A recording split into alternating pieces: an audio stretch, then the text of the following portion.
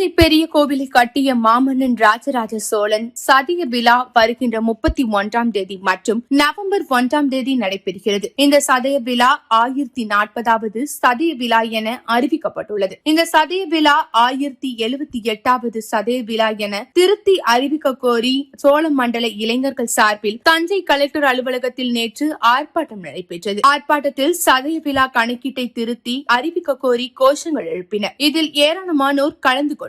பின்னர் ஆர்ப்பாட்டத்தில் கலந்து கொண்டவர்கள் மாவட்ட கலெக்டர் பிரியங்கா பங்கஜத்தை சந்தித்து கோரிக்கை மனு கொடுத்தனர். அதில் கூறியிருப்பதாவது: மாமன்னர் ராஜராஜ சோழனின் சதய விழா கணக்கீட்டில் வரலாற்று பிழை ஏற்பட்டுள்ளது. சென்னை பல்கலைக்கழகத்தின் தொல்லியல் துறையிடமிருந்து தகவல் அறியும் உரிமை சட்டம் வழியாக பெறப்பட்ட அதிகாரப்பூர்வ ஆவணத்தின்படி மாமன்னர் ராஜராஜ சோழன் கிபி 947 பிறந்தார் என உறுதிப்படுத்தப்பட்டுள்ளது. மேலும் தமிழ்நாடு தொல்லியல் துறை வெளியிட்ட ராசராசன் துணுக்குகள் 100 நூலிலும் அவர் 985ஆம் ஆண்டு ஜூன் 25ஆம் தேதி அன்று அரியணை ஏறியதாக குறிப்பிடப்பட்டுள்ளது. தற்போது அரசு முடிசூட்டிய ஆண்டை அடிப்படையாக கொண்டு 1040வது சதய விழா என குறிப்பிடுவது தவறானது. இது ராஜராஜ சோழரின் 1078வது சதய விழா ஆகும். எனவே சதய விழா கணக்கீட்டை திருத்தி 1078வது சதய விழா என அறிவிக்க வேண்டும் என கூறப்பட்டுள்ளது.